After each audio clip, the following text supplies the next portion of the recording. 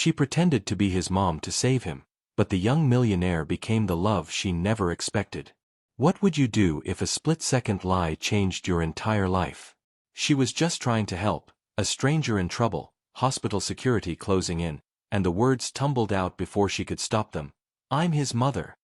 At 34, pretending to be the mom of a 38-year-old millionaire should have been laughable. But the fear in his eyes was real. The danger was real. And somehow, he played along. What started as a rescue became coffee. Coffee became late-night calls. And those calls, they became the kind of connection that makes you forget how it all began. But secrets have a way of surfacing. And when his real family discovers the truth, will their love story survive the lie that started it all? Stay with us to find out. Welcome to Emotional Voyage. I'm so glad you're here to share this journey with me. If this content resonates with you, please hit the like button and subscribe. Your support helps me create even deeper, more meaningful videos for our community. Let's navigate these emotions together. The automatic doors of Chicago General's emergency wing hissed open, and Simone Clark's scrubs were still damp from the spring rain outside. She'd just finished a double shift at the community health clinic 3 blocks over, but her younger sister had texted twice about picking up Ma's prescription from this hospital's pharmacy. Family came first. Always had. She was halfway to the pharmacy when she heard it. A man's voice, tight with barely controlled panic. I don't need security. I just need to see her. Simone slowed. Across the gleaming hallway, a tall white man in an expensive charcoal suit stood between two security guards. Mid to late 30s, she guessed. His dark hair was disheveled, his tie loosened, and his hands trembled as he gripped his phone. Sir, visiting hours ended at 9. You can't go up without family clearance. The older guard's tone was professional but firm. She's alone up there.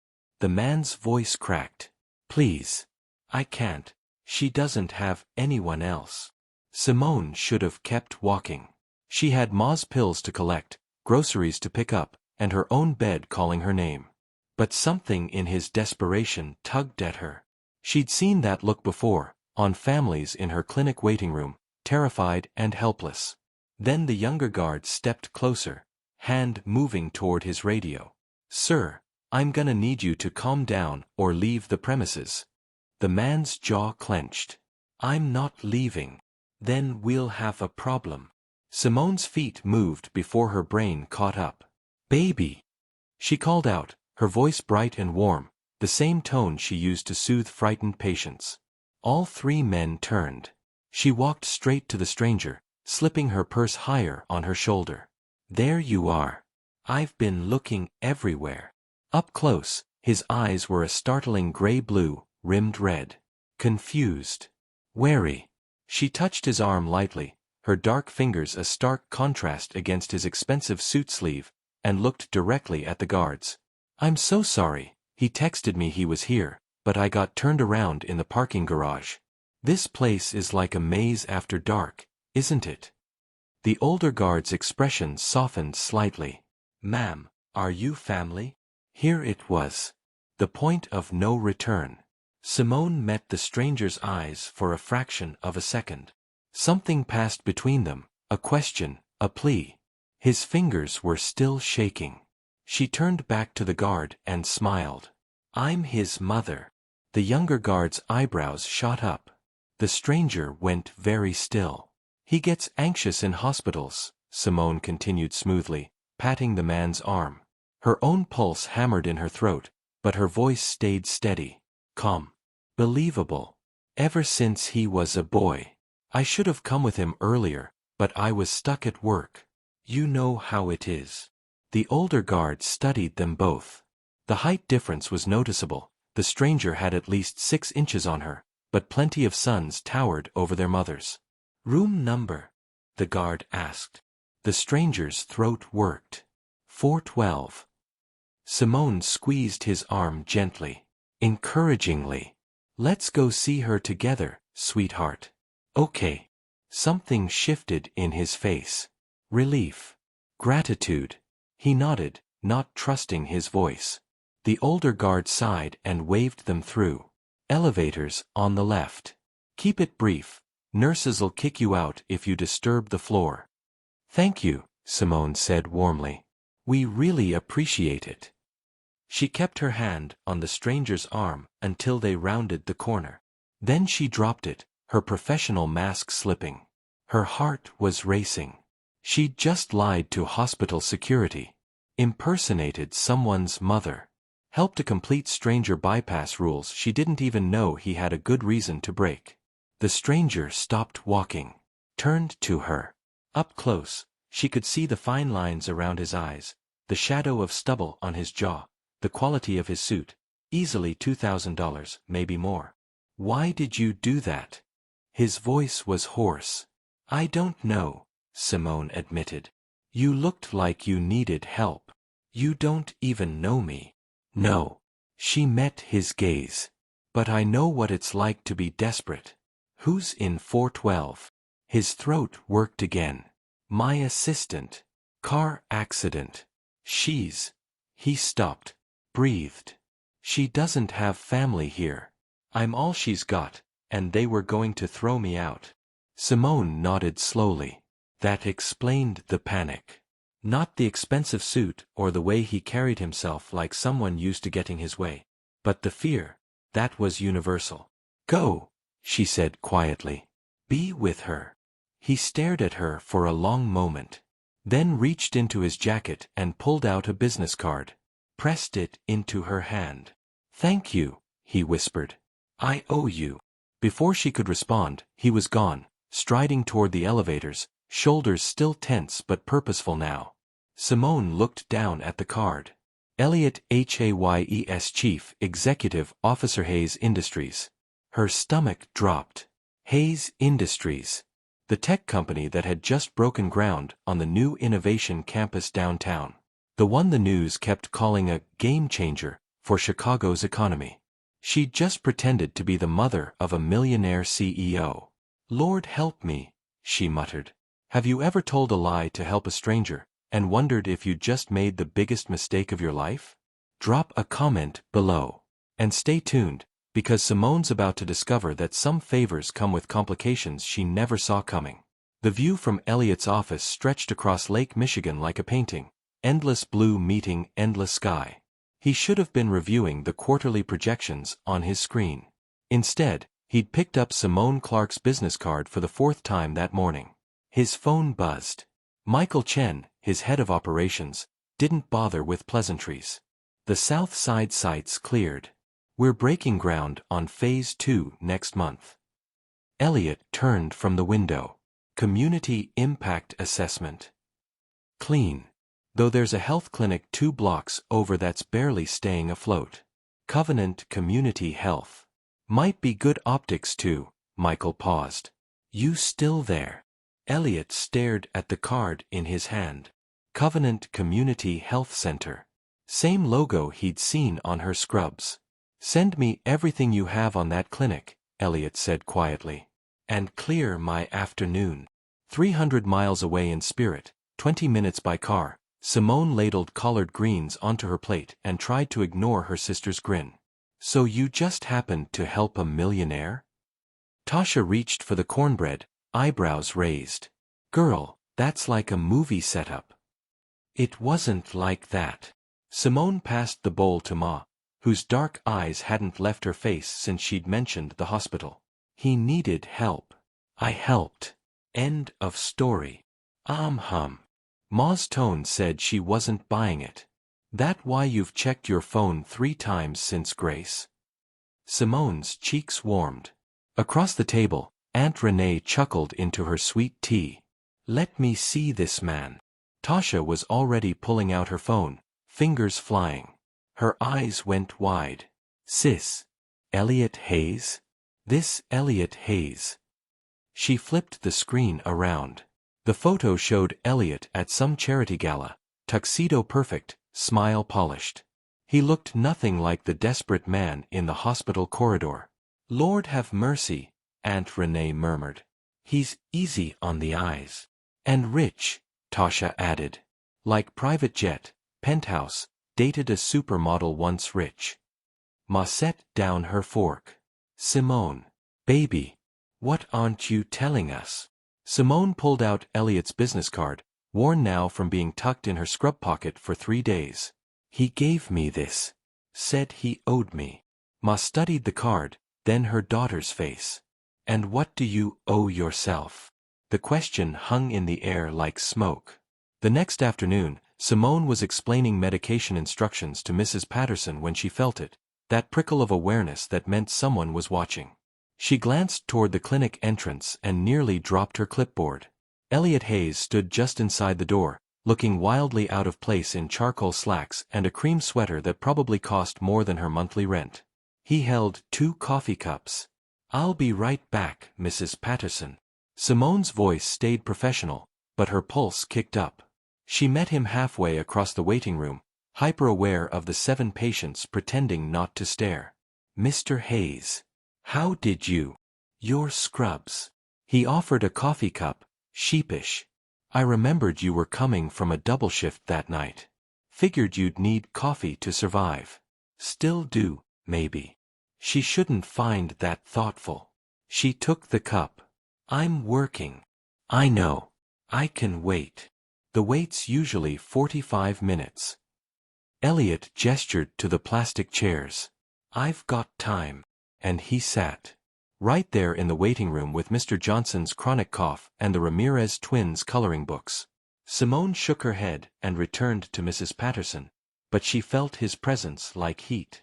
30 minutes later, old Mr. Fletcher shuffled to the desk, worry creasing his face.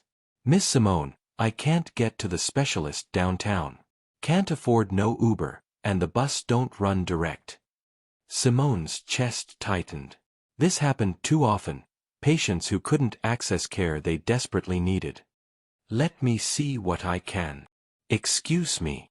Elliott was suddenly there, phone already out. James? I need you at Covenant Community Health. Patient transport to Northwestern. Yes, now. He glanced at Mr. Fletcher. What time's your appointment, sir? Mr. Fletcher blinked. 2 o'clock, but son, I can't. Company car. No charge. Elliott's tone was casual, but Simone saw the set of his jaw. He meant it. She waited until Mr. Fletcher was sorted, until the waiting room cleared, until they stood outside in the cooling spring evening. Street lights flickered on. That was kind, she said quietly. Elliott shrugged. You would have found a way to help him. Maybe. But I don't have a driver on speed dial. No. His gray-blue eyes met hers. You've got something better. You actually see people. The words landed softer than they should have. I want to make a donation, Elliott continued. To the clinic. Significant. New equipment, facility upgrades, whatever you need. Simone's instinct was to say yes. God, they needed it. But she made herself pause. Why? Claire's awake. Talking. She's going to be okay. His voice roughened. You gave me 3 extra hours with her that night when she was alone and terrified. That matters. You don't owe me a building renovation for a 30-second lie. What if I want to? Then I'd say you need better hobbies. But she smiled slightly. I won't say no to the clinic. These people need it. Just don't do it for me. Do it because it's right. Elliott studied her face like she was a puzzle he couldn't solve. You don't want anything for yourself? I want people to have health care. That enough. He was quiet for a moment. Then, would you let me take you to dinner? Not as a thank you. Just because I'd like to know the woman who lies to security guards for strangers. Simone's breath caught. This was a line. A clear one. Somewhere quiet, Elliott added. No cameras. Just conversation. She should say no. He was a millionaire CEO. She was a clinic nurse who drove a 10-year-old Civic. They lived in different universes. But Ma's question whispered back, what do you owe yourself? 1 dinner, Simone said. But I pick the place. Elliott's smile was genuine this time, reaching his eyes. Deal. As he walked to the sleek black car idling at the curb, Simone realized her hands were trembling. She'd just agreed to dinner with a man she'd met by pretending to be his mother. Lord help her indeed. Have you ever accepted an invitation that terrified and excited you at the same time? Tell us in the comments what you'd do if a millionaire asked you to dinner. And stick around, because Simone's about to step into Elliott's world, and something tells us this dinner is just the beginning. Simone stood outside Pearl's kitchen, smoothing her dress for the third time. The Saturday evening air still held May's warmth, and the restaurant's neon sign buzzed softly above her. She'd chosen Pearl's deliberately, her neighborhood, her comfort zone, a place where Elliott's money couldn't insulate him from real Chicago. The town car pulled up like a sleek black statement. Elliott stepped out, and Simone's breath caught despite herself. Dark jeans, white button-down with the sleeves rolled to his forearms, leather jacket that looked buttersoft. Dressed down for him. Still probably worth more than her rent. You look beautiful, he said, and the way his eyes lingered told her he meant it. Simone had chosen a deep purple wrap dress and her grandmother's silver earrings. Armor and heritage both. You're on time. Didn't want to risk you changing your mind. James pulled away from the curb, and Elliott offered his arm. After a beat, Simone took it. Inside, Pearl's was Saturday night packed. The smell of fried chicken and cornbread wrapped around them like a hug. Gospel played low, under the din of conversation. Every booth was full of families, couples, church groups still dressed from evening service. Simone Clark. Pearl herself appeared, arms outstretched. She was 60-something and formidable, her silver locks wrapped in a colorful scarf. Girl, I haven't seen you since Easter. And who's this? Elliott Hayes. He extended his hand with genuine warmth. Thank you for having us. Pearl's sharp eyes took in everything, his watch, his shoes, the way he stood close to Simone but didn't crowd her. Any friend of Simone's. Y'all want the back booth. Please, Simone said gratefully. They slid into the worn vinyl booth, and Elliott picked up the laminated menu with the same focus he'd probably give a contract. Simone watched him, amused. Everything's good, she offered. But the smothered pork chops'll change your life. Then that's what I'll have. When Pearl's niece came for their order, Elliott didn't hesitate. Simone had half expected him to ask for modifications, substitutions, the way some of the clinic's wealthier donors did when they slummed for photo ops. But he ordered the pork chops, mac and cheese, and greens without a question. So, Elliott said once they were alone, I looked up your clinic's numbers. Simone tensed. Did you? You're seeing twice the patient load you're funded for. Equipment's outdated. The HVAC system's on borrowed time. He paused. How do you do it? Carefully. And with a lot of prayers. I'm serious. So am I. Simone met his eyes. We do it because people need us. Simple as that.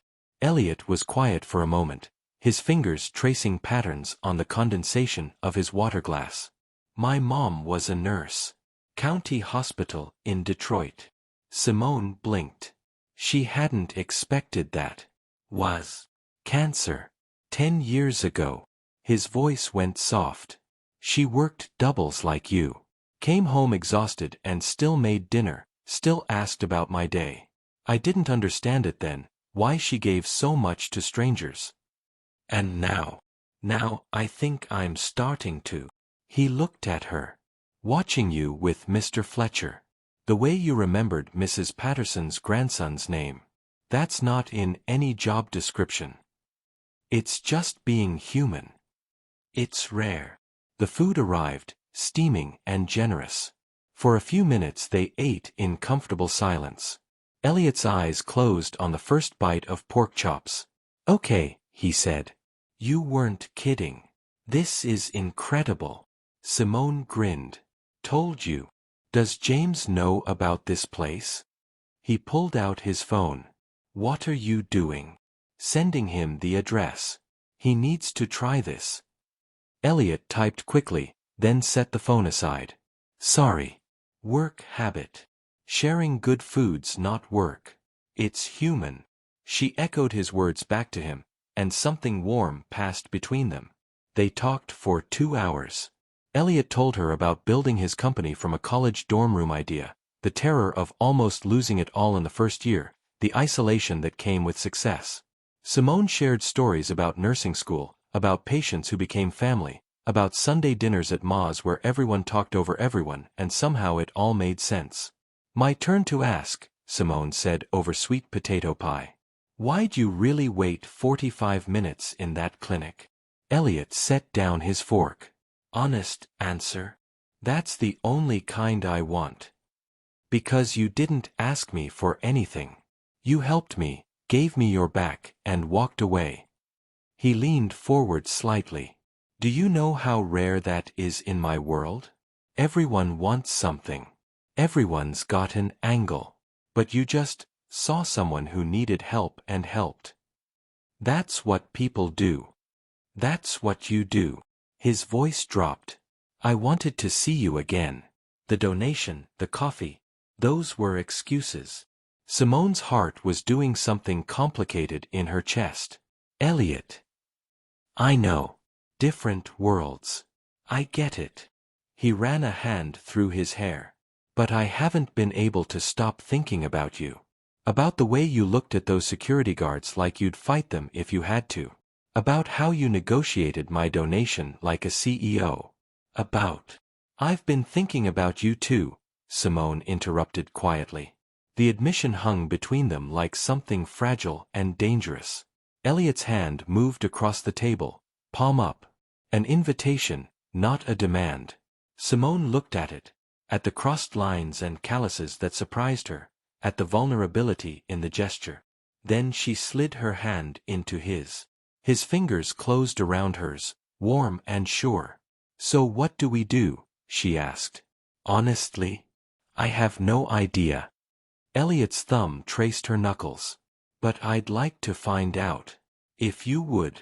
Outside, a summer storm had started, one of those sudden Chicago downpours that turned streets into rivers. They stood under Pearl's awning, rain drumming like applause. I should call a car, Elliott said, already reaching for his phone.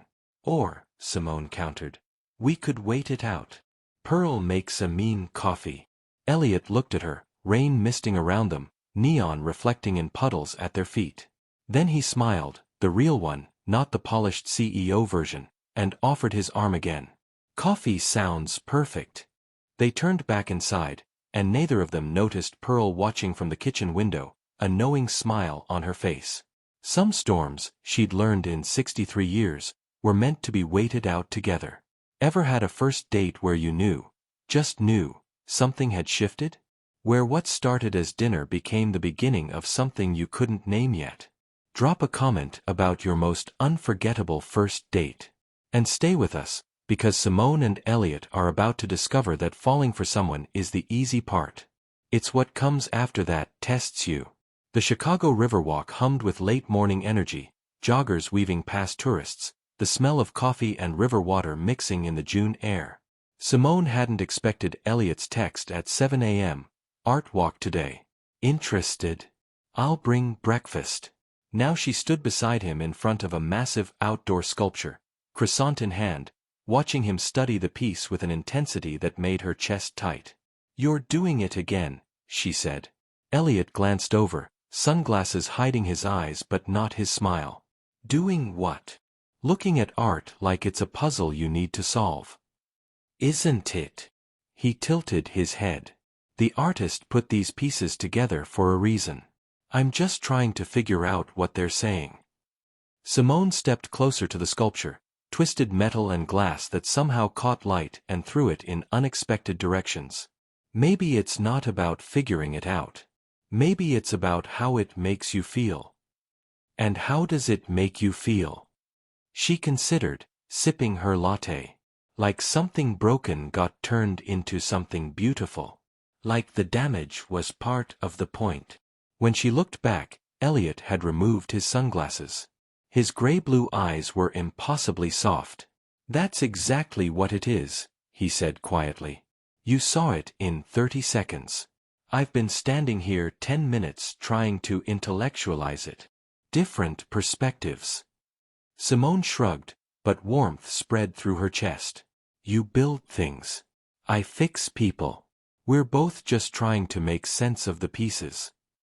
They walked in comfortable silence for a while, past murals and installations, past street musicians and pop-up galleries. Elliott's hand brushed hers twice. Casual, testing. The third time, Simone caught his fingers and held on. His breath hitched. She pretended not to notice. I have a proposition, Elliott said as they stopped to watch a painter working on a massive canvas. And before you give me that look, it's not what you think. Simone raised an eyebrow. I'm not giving you any look. You're absolutely giving me a look. The same one you gave when I tried to donate that MRI machine. Because the clinic doesn't have space for an MRI machine, and you know it. Elliott laughed, the sound easy and genuine. 3 weeks of coffee dates and late-night phone calls had softened something in him, or maybe just revealed what was underneath. Fair. This is different. My company's headquarters, we've got this massive lobby. 20-foot ceilings, natural light, thousands of people through every week. Okay. It's boring. Corporate art, stock photography, the kind of stuff that costs a fortune and says nothing. He turned to face her fully. I want to commission something real. Local artists. Pieces that actually mean something. And I want you to help me choose them. Simone blinked. I'm a nurse, Elliott. Not an art curator. You're someone who sees things I miss. Who knows this city in a way I don't. His voice dropped. And selfishly, I want an excuse to spend more time with you. Her heart did that dangerous flutter she was getting too familiar with. That's the real reason, isn't it? Absolutely. He didn't even pretend otherwise.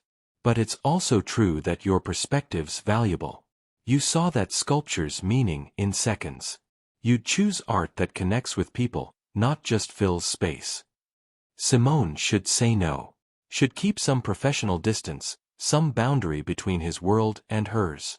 But the hope in his eyes, carefully guarded but there, undid her. I have conditions, she said. Elliott's smile was brilliant. I'd expect nothing less. Negotiate away. First, you pay the artists fairly. Not corporate rates, actual artist rates. Which means more than you probably think. Done. Second, we include emerging artists. Not just established names. People who need the exposure. I love that. What else? Simone paused, calculating. The clinic needs a new autoclave sterilizer. $20,000 we don't have in the budget. Simone. You get my help with the art, she interrupted firmly. The clinic gets the sterilizer. Separate transactions. This isn't charity, Elliott. It's exchange. I'm offering you something you need, you're providing something my patients need. Business. He studied her face, something like awe flickering across his features. You just negotiated a corporate deal over breakfast pastries. Did I do it wrong? You did it perfectly. Elliott extended his hand, formal and playful at once. Deal, Ms. Clark. She shook it, his palm warm and calloused against hers. Deal, Mr. Hayes. But he didn't let go. Instead, he tugged gently, pulling her closer until they stood inches apart on the sun-drenched riverwalk. People flowed around them like water around stones. Can I tell you something? Elliott's voice was rough. Okay. I haven't felt this alive in years. Maybe ever. His free hand came up, hesitating near her face. You make me want to be better. See more. Actually live instead of just building things. Simone's breath caught. Elliott. And I know it's fast. I know we're from different worlds. I know every logical reason this is complicated. His thumb brushed her cheekbone, featherlight. But I don't care. Tell me you feel it too. She should lie. Should protect herself. Should remember all the reasons this couldn't work. The money, the publicity, the inevitable crash when reality set in. Instead, she whispered, I feel it. The kiss happened in the space between heartbeats. His lips were soft, tentative at first, asking permission even as he took it. Simone's hand slid to his chest, felt his heart hammering against her palm, and something inside her just opened. She kissed him back, rising on her toes, letting 3 weeks of tension and want and careful distance dissolve in the June sunshine. When they broke apart, Elliott's forehead rested against hers, both of them breathing hard. Wow, he managed. Yeah. Simone's voice shook slightly. Wow. A passing jogger whistled. A group of teenagers cheered. The city carried on around them, indifferent and eternal, while Simone's entire world tilted on its axis. Elliott's phone buzzed insistently in his pocket. He ignored it. You should get that, Simone said reluctantly. It can wait. What if it's important? This is important. But he checked anyway, and his expression shifted. It's Claire. The design team needs approval on the campus layout by Monday, and apparently I'm the only one who can. He stopped, frustrated. I'm sorry. This is your job, Simone finished gently. It's okay. I have a shift at 3 anyway. Tomorrow. The hope in his voice was almost painful. Dinner? Somewhere without my phone. She smiled. I'll hold you to the phone thing. Deal. This time when he kissed her goodbye, it was slow and thorough and full of promise. When he finally pulled back, climbed into the town car that had appeared with James's perfect timing, Simone stood on the riverwalk with her fingers pressed to her lips. Her phone buzzed. Tasha. Girl, you've been smiling at your phone for 20 minutes. Spill. Simone looked at the message, at the sculpture throwing light in broken patterns, at the spot where Elliott had stood. Then she typed, I think I'm in trouble. Tasha's response was immediate. The good kind? Simone watched the town car disappear into Chicago traffic, her heart doing acrobatics in her chest. Yeah, she replied. The really good kind. But as she walked toward the L station, past happy couples and Sunday strollers, a small voice in the back of her mind whispered a question she wasn't ready to answer. What happens when good trouble becomes just trouble? Ever felt a spark you can't explain? That moment when a kiss changes everything and you know, there's no going back? Share your story in the comments. And stick with us, because what Simone and Elliott have is real. But real doesn't mean easy. And sometimes the complications come from places you never see coming. Simone was restocking exam room 3 when Tasha's call came through. She almost didn't answer. Mondays at the clinic were chaos, but her sister rarely called during work hours. Hey, I'm swamped. Can I? Have you checked Twitter? Tasha's voice was strange. Tight. I'm at work. What's wrong? Google Elliott's name. Now. Simone's stomach dropped. She ducked into the supply closet, pulled out her phone, and typed with trembling fingers. The first result was a gossip site. Tech CEO Elliott Hayes cozies up to mystery woman on Chicago Riverwalk. The photo was crystal clear. Her and Elliott, foreheads pressed together, his hand on her face, the moment right before their first kiss. Whoever took it had captured everything. The intimacy, the tenderness, the way they looked at each other like the rest of the world had disappeared. She looked beautiful in it. Happy. Completely exposed. Simone? You there? I'm here. Her voice sounded far away. There's more. They're trying to figure out who you are. Some blogger thinks you're a corporate consultant. Another says you're old money from the North Shore. TMZ's offering money for information. Simone sat down hard on a box of gauze. This is... I can't. Breathe, sis. Just breathe. Have you talked to Elliott? As if summoned, her phone buzzed with his name. He's calling now. Call me back, Tasha said quickly. Love you. Simone switched lines. Elliott. I'm so sorry. He sounded wrecked. Simone, I'm so incredibly sorry. I should have warned you, should have been more careful. You knew this could happen? A pause. There's always photographers. Usually I'm more aware, but you were. He exhaled shakily. I wasn't thinking about anything except you. Despite everything, warmth flickered in her chest. What do we do? My PR team wants to release a statement. Something vague about my private life remaining private. But I told them I needed to talk to you first. His voice gentled. This is your choice, Simone. All of it. We can deny it, ignore it, confirm it, whatever you need. Through the supply closet door, she heard Mrs. Chen calling for her. Real life, continuing. I need to think, she said quietly. I'm at work, and I can't. I just need time. Of course. Whatever you need. He hesitated. For what it's worth. I'm not sorry about the kiss. Just the photo. Her throat tightened. Me neither. About the kiss, I mean. Can I see you tonight? Yeah, yes. My place? 7. I'll be there. Simone's apartment was small, a one-bedroom in Bronzeville with creaky floors and temperamental heating, but it was hers. She'd made shakshuka, her comfort food, and was setting the table when Elliott knocked. He looked exhausted. Still in his suit but rumpled, tie loosened, carrying a bottle of wine and an expression somewhere between hopeful and terrified. Hi, she said. Hi.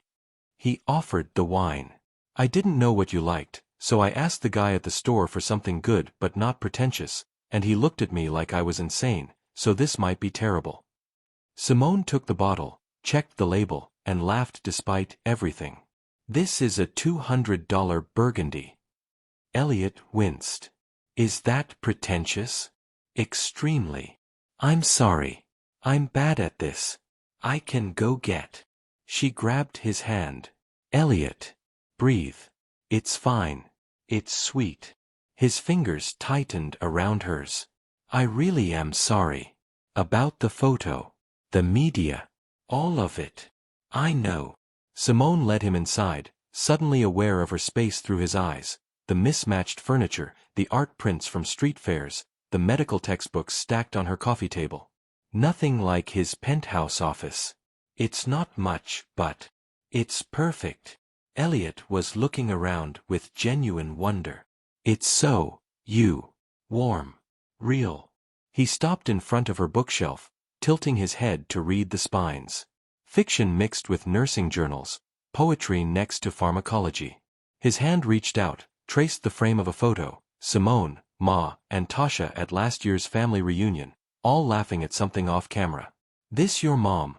He asked softly. Yeah, that's Ma. And my sister Tasha, the one who called to warn me about the photo. You look like her. Your mom. He glanced back. Same smile. She's gonna want to meet you eventually. Fair warning, she's terrifying. Good. Moms should be. Something sad flickered across his face. Mine would've liked you. She had this thing about people who actually care. Said you could tell everything about a person by how they treat strangers. Simone moved closer. What happened? You said cancer, but... Elliott set the photo down carefully. Pancreatic. Fast. She went from diagnosis to gone in 4 months. I was 28, just starting the company, convinced I was going to change the world. His laugh was hollow. Couldn't even save her. Elliott. I bought her everything. Best doctors, experimental treatments, a private room with a view. None of it mattered. She died anyway. He turned, and his eyes were bright. You know what she said at the end? That she was proud of me. Not because of the money or the company. Because I still called her every Sunday. Because I remembered her birthday. Small things. Simone's heart cracked open. She crossed the space between them and wrapped her arms around his waist, holding tight. For a moment he stood frozen. Then his arms came around her, His face pressed into her hair, and she felt him shake. "I'm scared," he whispered. "Of this. Of us. Of wanting something I could lose. I'm scared too." She pulled back just enough to see his face. "But I'm here anyway." "Why?" "Because maybe being scared means it matters." Simone reached up, brushed tears from his cheekbone with her thumb. "And maybe mattering is worth the risk." Elliott kissed her then, not the sweet, tentative kiss from the Riverwalk, but something deeper. Desperate. Like he was trying to memorize her. Simone kissed him back with everything she had, tasting salt and want and 3 weeks of careful distance finally breaking apart.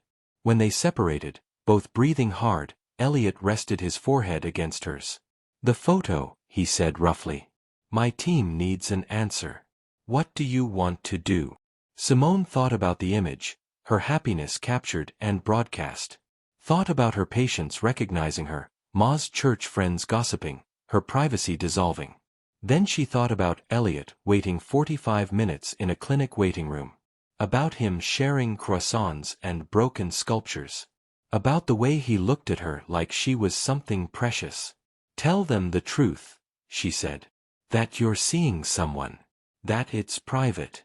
That you're asking people to respect that." "You're sure?" "No." She smiled shakily. "But I'm sure about you. The rest we'll figure out." Elliott pulled her close again, and they stood in her tiny kitchen with shakshuka getting cold on the stove and $200 wine unopened on the counter. Outside, the city hummed. Somewhere, people were already speculating about the mystery woman. Media outlets were digging, posting, analyzing. But inside, in the small space they'd carved out, there was just this. 2 people holding each other like the world outside couldn't touch them. Even though they both knew it could. Even though they were both terrified it would. Have you ever had to decide whether to keep something precious private or share it with the world? When does love need protection, and when does hiding it feel like denial? Drop your thoughts below. Because Simone and Elliott just chose to go public, and sometimes, that's when the real complications begin. The news broke on a Wednesday. Simone was drawing blood from Mr. Washington when Tasha's text came through, "Turn on Channel 7. Now." She finished the draw, labeled the vial, and stepped into the break room where the ancient TV was always tuned to local news. Hayes Industries announced this morning a major merger with Castellan Development Group. The deal, valued at over $2 billion, will accelerate development of the Southside Innovation Campus, with construction beginning as early as next month. Simone's coffee cup stopped halfway to her lips. The screen showed Elliott at a press conference, flanked by men in expensive suits. He looked polished, professional, every inch the billionaire CEO. Nothing like the man who'd cried in her kitchen 4 nights ago. "The partnership with Castellan represents a pivotal moment," Elliott was saying. "Their expertise in urban development combined with our technological infrastructure will transform this neighborhood." Transform. Mrs. Lopez, the clinic's office manager, appeared beside Simone. "That's corporate speak for bulldoze." Simone's phone rang. Unknown number. She almost declined, but something made her answer. "Ms. Clark? This is Richard Castellan. I don't believe we've met, but I'm a business associate of Elliott's." Her stomach went cold. "How did you get this number?" "I make it my business to know things." His voice was smooth, practiced. "I'm calling as a courtesy. The development project will require some spatial adjustments. Your clinic sits on a parcel we've designated for parking infrastructure." The room tilted. "What?" "We're prepared to offer a generous relocation package. 18 months to find a new facility, full moving costs covered, plus a substantial settlement." "You want to demolish our clinic?"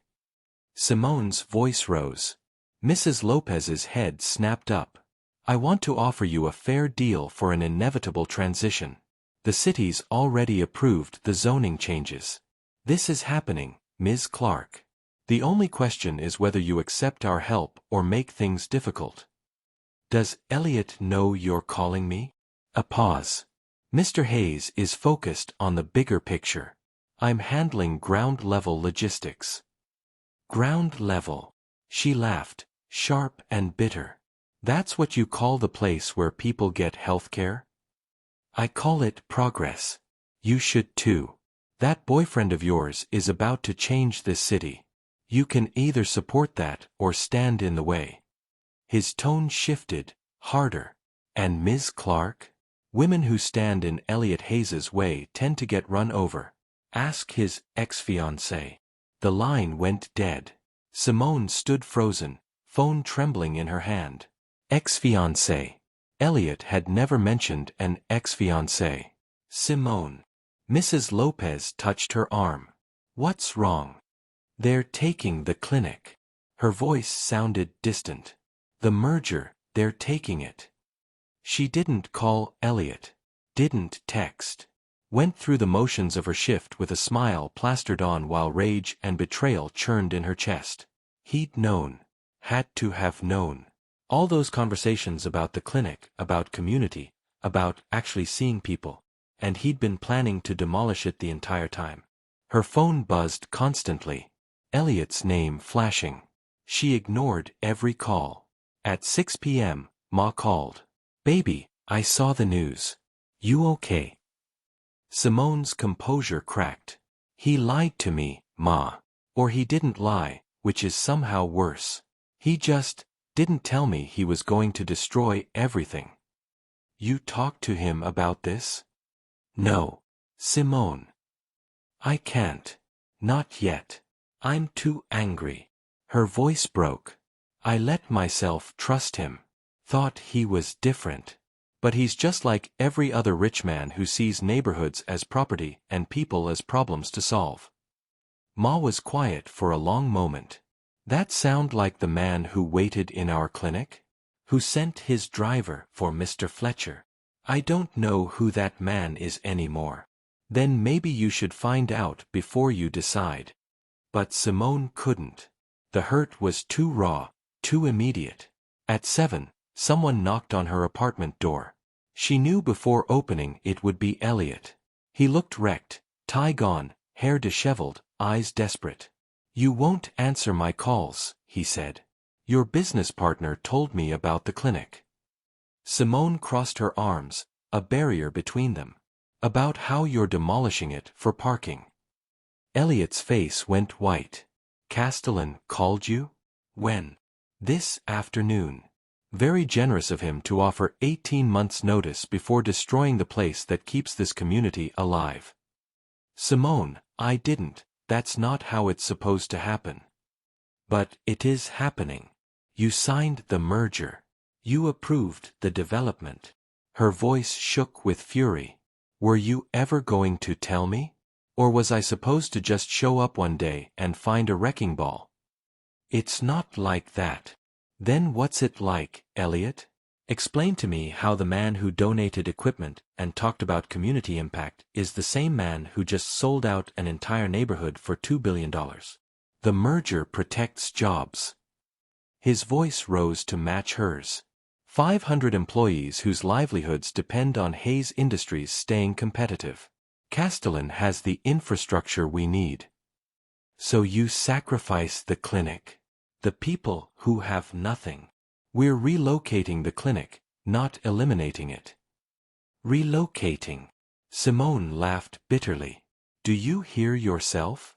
Our patients can't afford cars. They walk to appointments. You move us 3 miles away, you might as well close us down. Elliott ran both hands through his hair. I'm trying to find a solution that works for everyone. No. You're trying to have everything. Your merger, your profits, your conscience clear. She stepped back. And me. You want me too, don't you? The girlfriend who makes you feel human while you play corporate raider. That's not fair. Fair. Her voice cracked. You want to talk about fair? Mrs. Chen gets her insulin at our clinic. Mr. Fletcher gets his heart medication. Destiny Washington gets asthma treatments her mom can't afford anywhere else. Where do they go, Elliott? Where do they go when your parking lot gets built? I will find them care. I promise. Your promises don't mean anything. The words exploded out of her. You promised you were different. You promised you saw people. But you don't. You see problems and solutions and bottom lines. Elliott's face was anguished. I see you. God, Simone, I see you, and it terrifies me because He stopped, breathing hard. I'm falling for you. Really falling. And I know this is a disaster, but I can't. I don't know how to fix it without losing everything. Then maybe you need to choose. Her eyes burned. The merger or the clinic. Your empire or the people it's crushing. Because you don't get both. Simone, please. I need you to leave. Just let me explain. Leave, Elliott. Her voice was ice. Before I say something we can't come back from. He stared at her for a long, horrible moment. Then he turned and walked away, the sound of his footsteps echoing in the hallway like gunshots. Simone closed the door, slid down to the floor, and finally let herself break. Her phone buzzed. Elliott, I love you. I know I have no right to say that now, but it's true. And I'm going to find a way to make this right. She stared at the message through tears. 3 words she'd been waiting to hear. 3 words that changed nothing. Because love without action was just pretty sentiment. And right now, Elliott's actions were speaking louder than any confession ever could. What would you sacrifice for love? Your principles? Your community? Your integrity? And if the person you're falling for asks you to choose between them and everything you believe in, what then? Share your thoughts below. Because Simone just drew a line in the sand, and sometimes, lines like that can't be uncrossed. Even for love. Especially for love. Elliott hadn't slept in 3 days.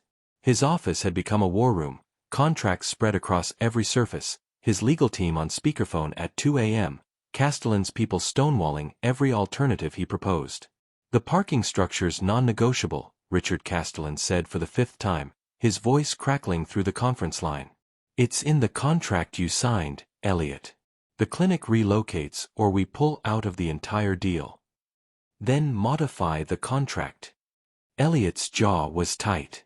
We've got 12 acres. We can reconfigure.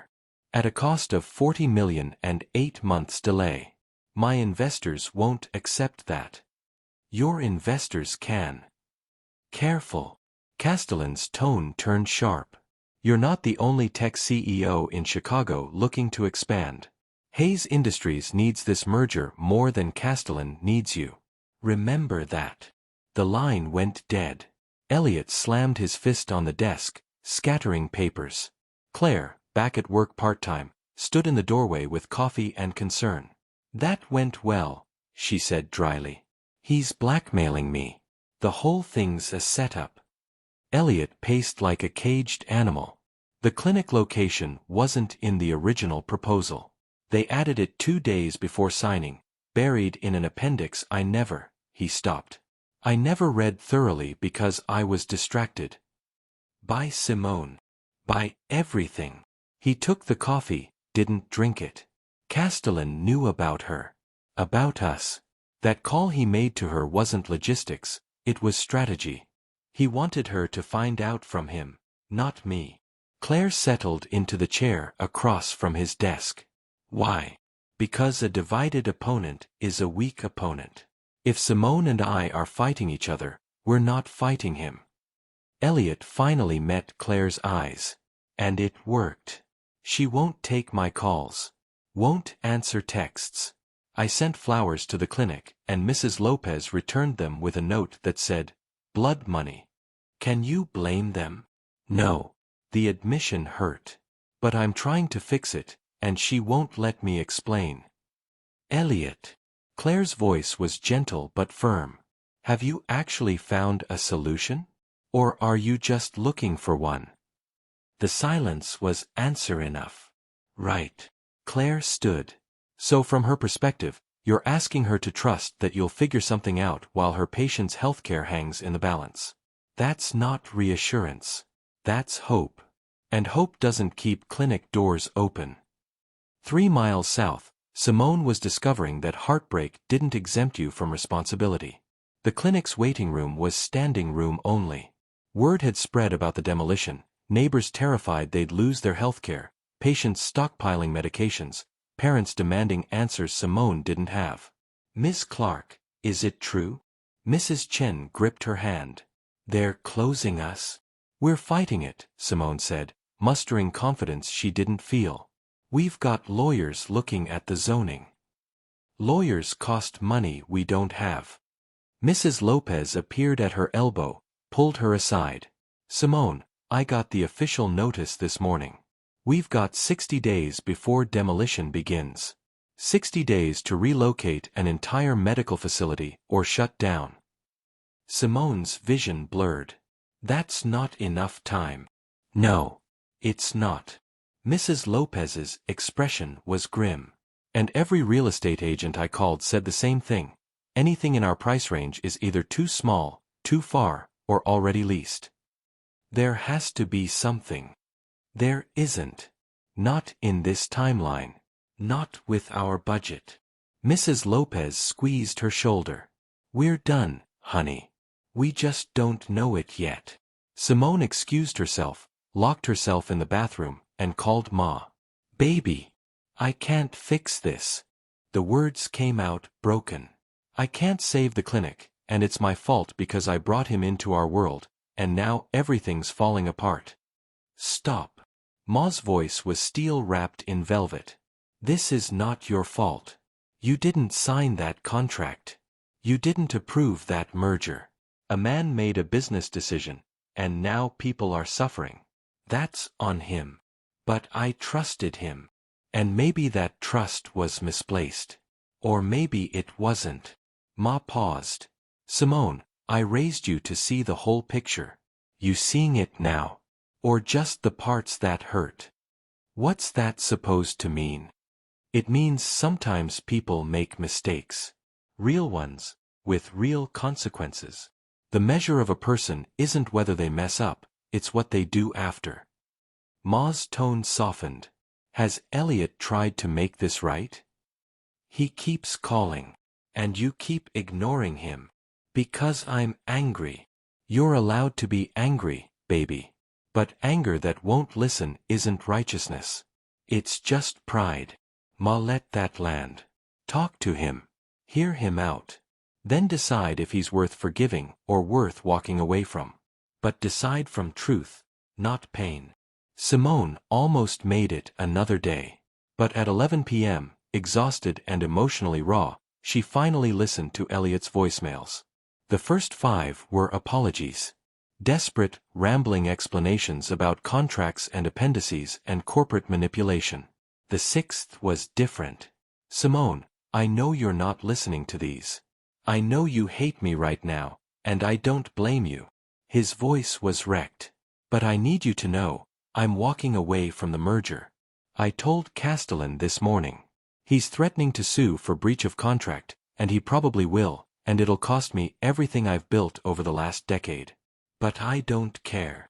Simone's breath stopped. "I don't care because you were right. About all of it. I can't have my empire and my soul. Can't profit off people's suffering and call myself decent.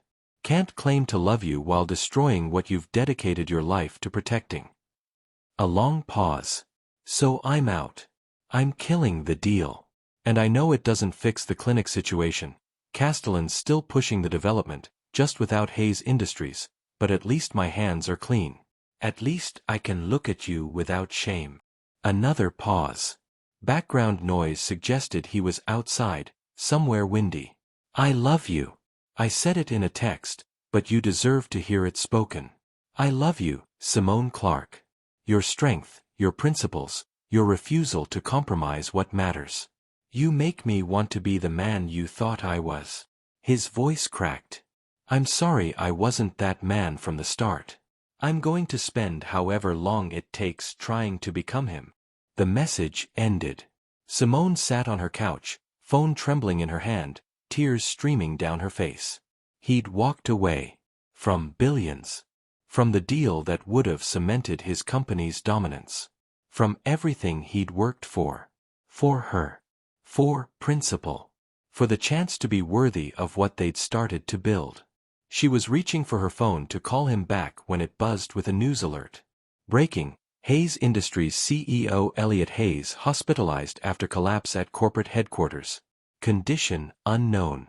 The phone slipped from her fingers. No. No, no, no, no. She was moving before conscious thought, grabbing keys, running for her car, praying to every god she'd ever heard of. Please. Please let him be okay. Please.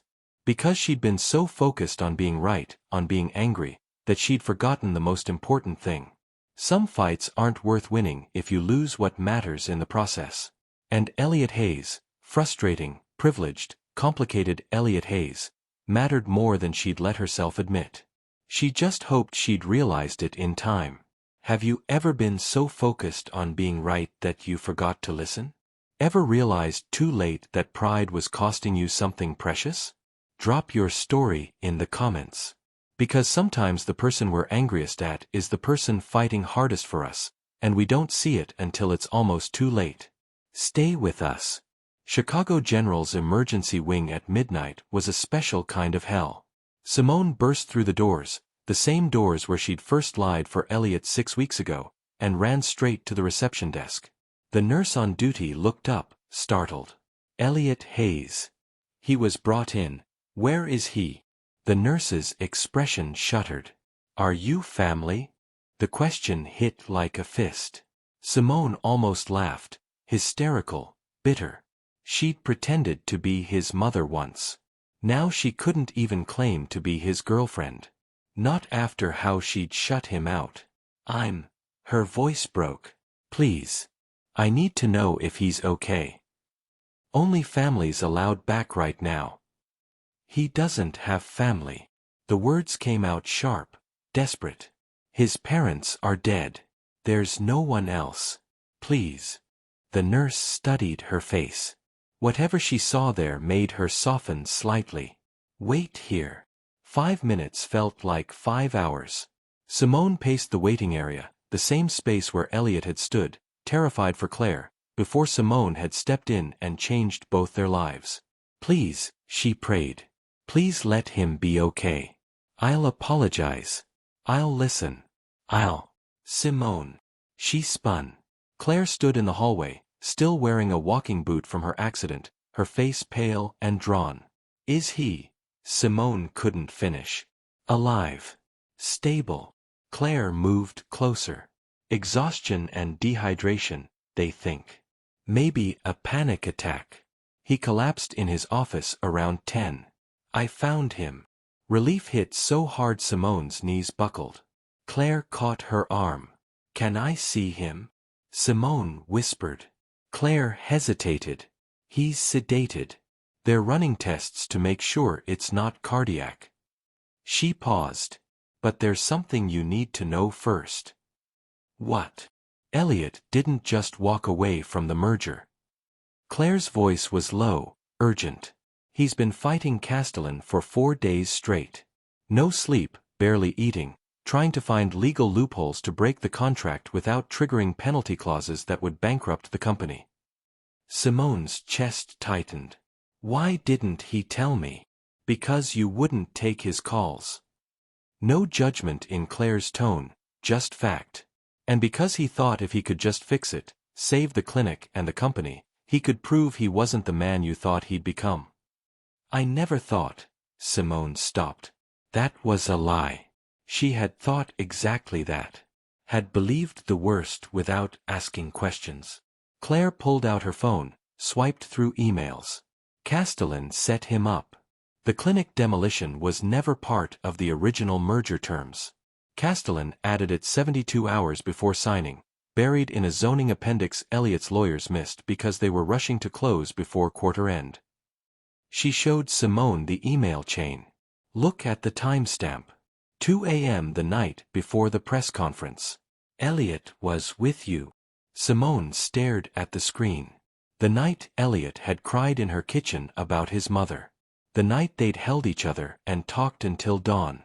The night he'd been too distracted by grief and intimacy to scrutinize corporate documents. Castellan knew, Claire continued. About you and Elliott. About the clinic.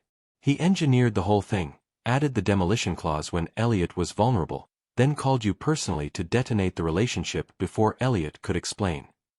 She pocketed her phone. Elliott figured it out 2 days ago. That's when he told Castellan the deal was off. The lawsuit. Castellan's claiming $800 million in damages. Hayes Industries doesn't have that kind of liquid capital. If he wins, Elliott loses everything.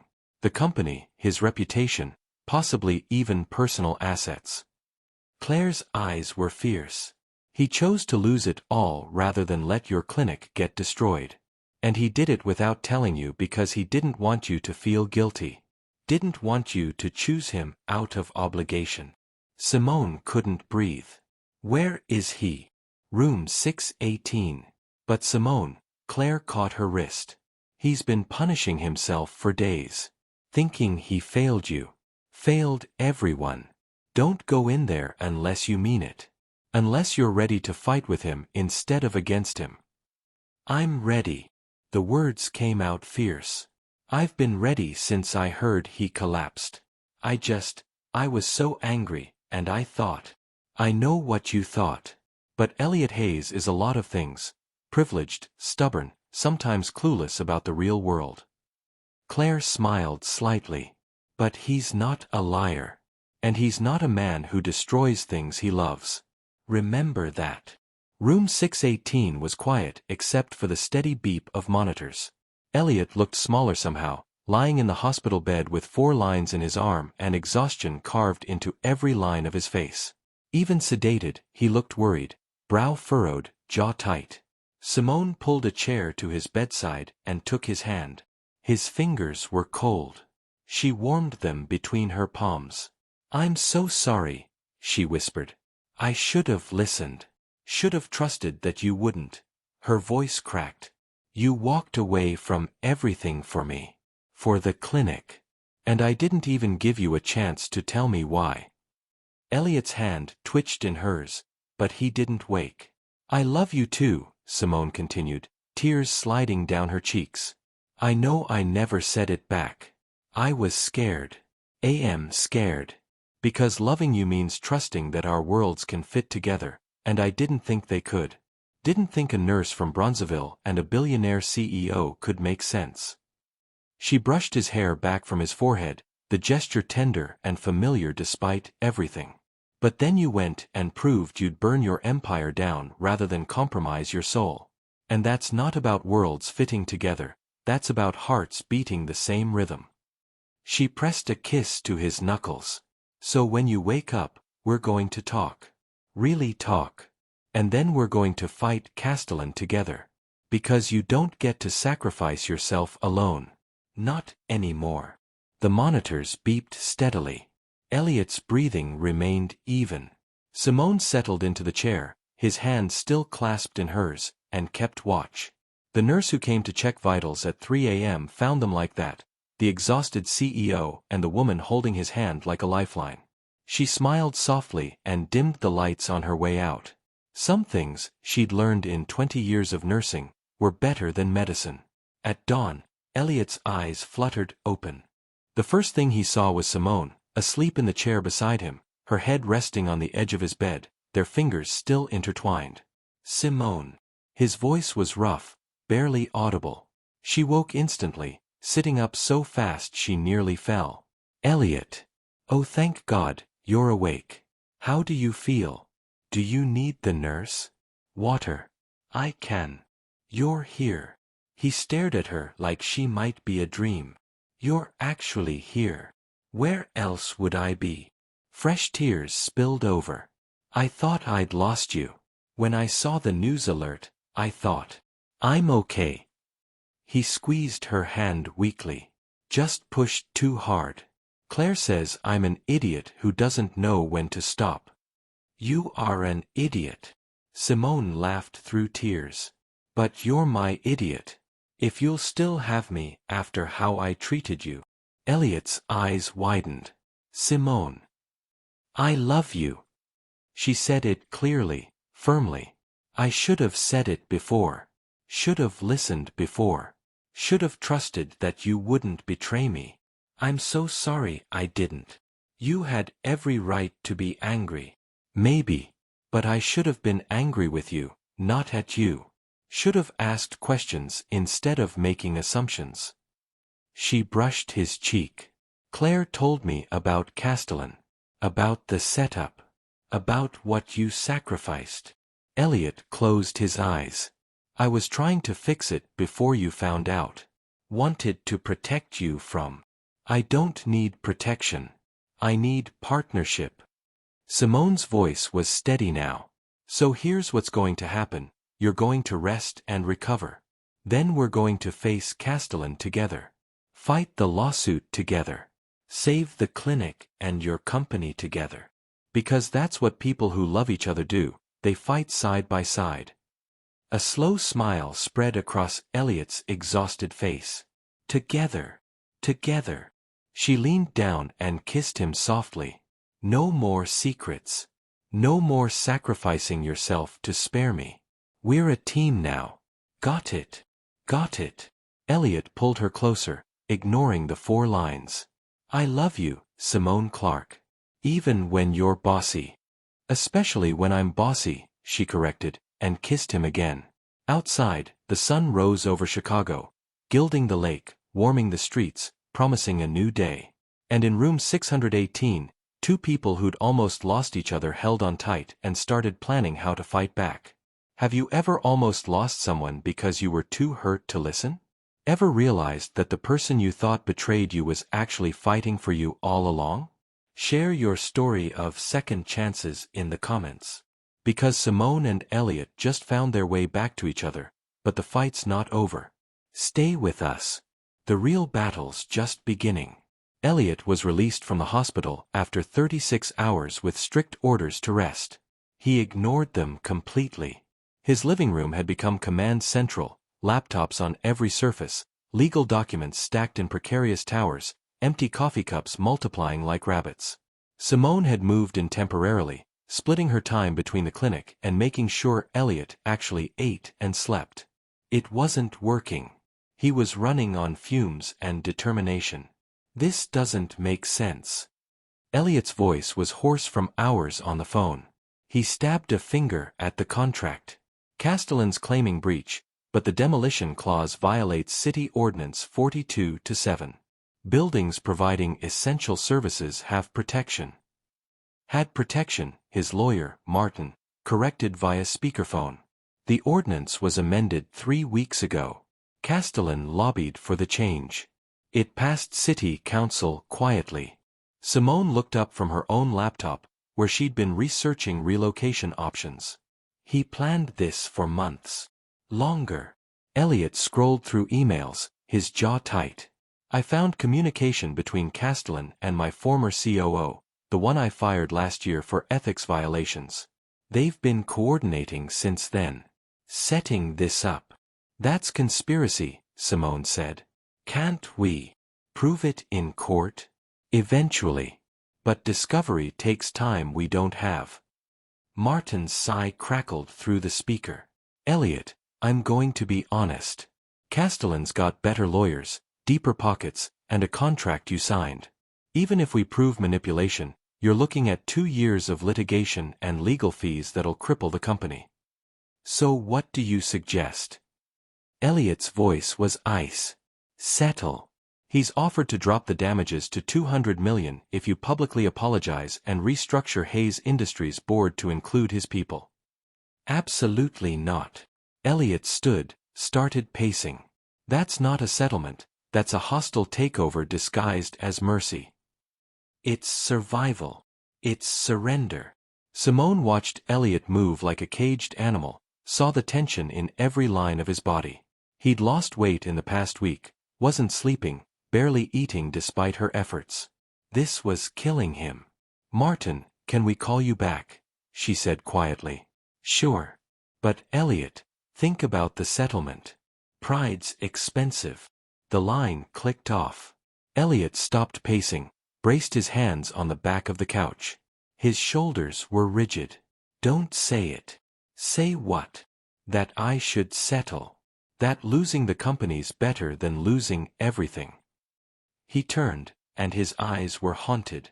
I can't let him win, Simone. If I do, he'll demolish the clinic anyway, and I'll have given up everything for nothing. That's not what I was going to say. She stood, cross to him. I was going to say you need to eat something. And sleep. And let me help carry this instead of drowning alone. Elliott pulled her close, buried his face in her hair. I'm scared, he whispered. I've never been this scared. Not when I started the company, not when Mom died. Because I could control those things, or at least understand them. But this. Castellan's rigged every system, bought every advantage. I don't know how to fight someone who's already won. Then maybe we don't fight his way.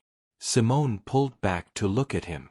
Maybe we find a different battlefield.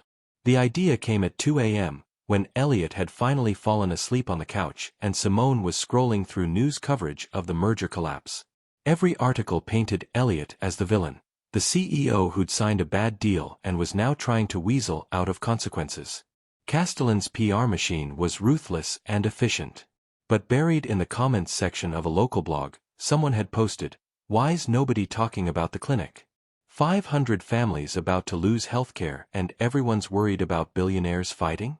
Simone sat up slowly, careful not to wake Elliott. What if they changed the narrative? She grabbed her phone, started texting. Tasha first, you still friends with that reporter at the Tribune? The response came immediately, girl, it's 2 a.m. But yes. Why? How fast can she write a story? Depends on the story. Simone looked at Elliott, sleeping fitfully, his hand still reaching toward where she'd been sitting. Tell her I've got a story about corporate corruption, community healthcare, and the real cost of development. But she has to run it in 48 hours. She'll want an exclusive. She can have it. On one condition, the clinic's patients get to tell their stories. Not me, not Elliott. Them. 3 dots appeared, disappeared, appeared again. Then, I'll set up a call for tomorrow. You're brilliant, sis. The article ran on Wednesday morning with the headline, The Invisible Victims of Chicago's Development Boom, One Clinic's Fight for Survival. It was devastating. Mrs. Chen talking about rationing insulin. Mr. Fletcher describing the heart medication he couldn't afford anywhere else.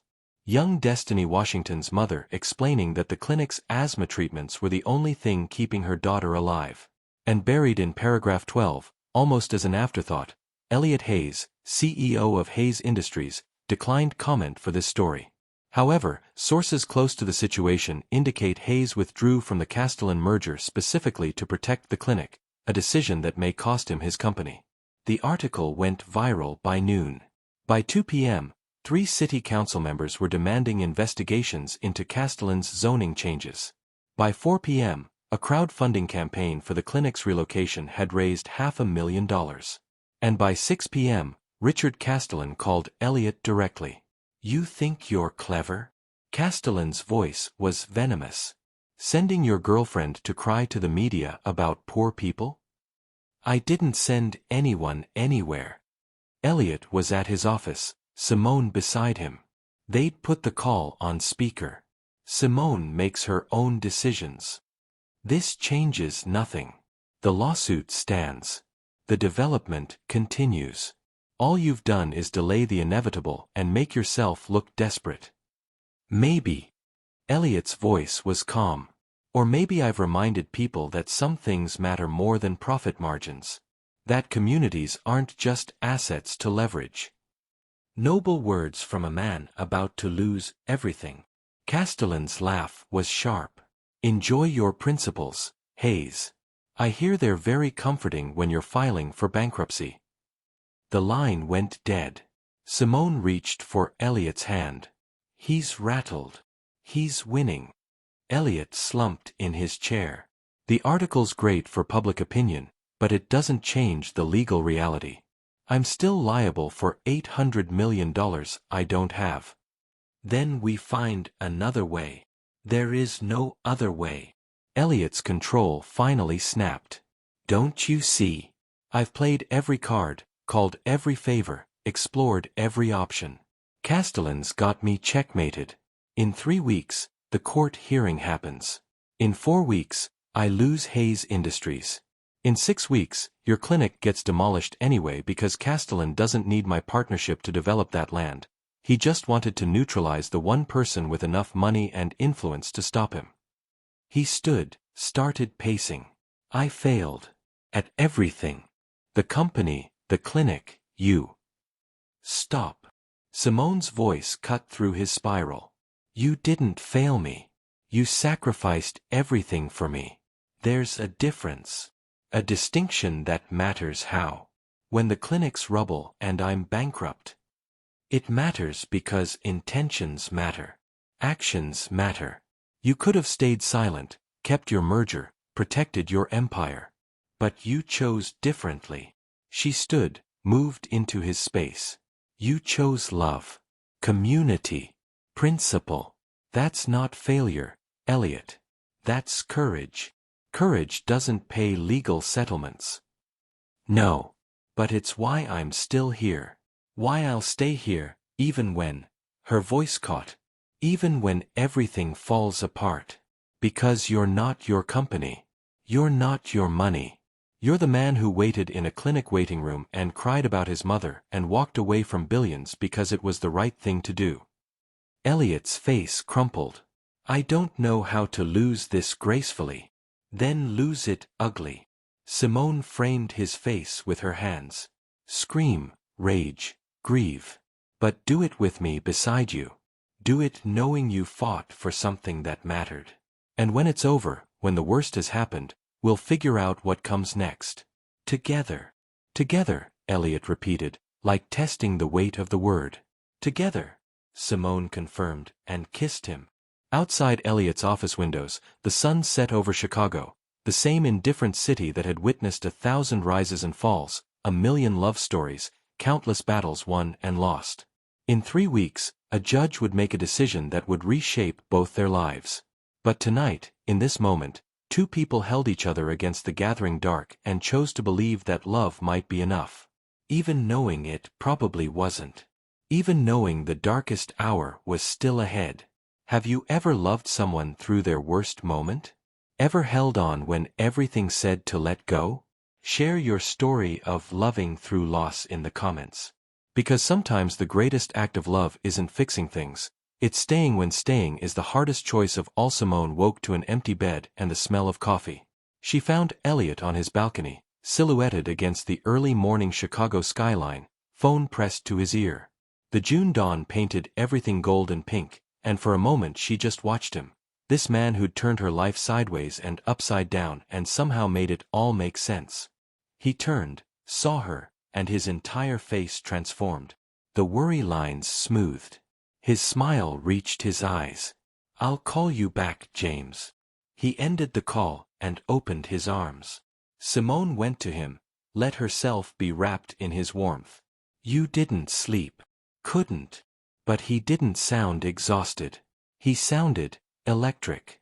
Alive. I've been thinking. Dangerous pastime. Elliott laughed against her hair. Remember what you said? About finding a different battlefield. What if we don't fight Castellan at all? He pulled back to see her face. What if we make him irrelevant?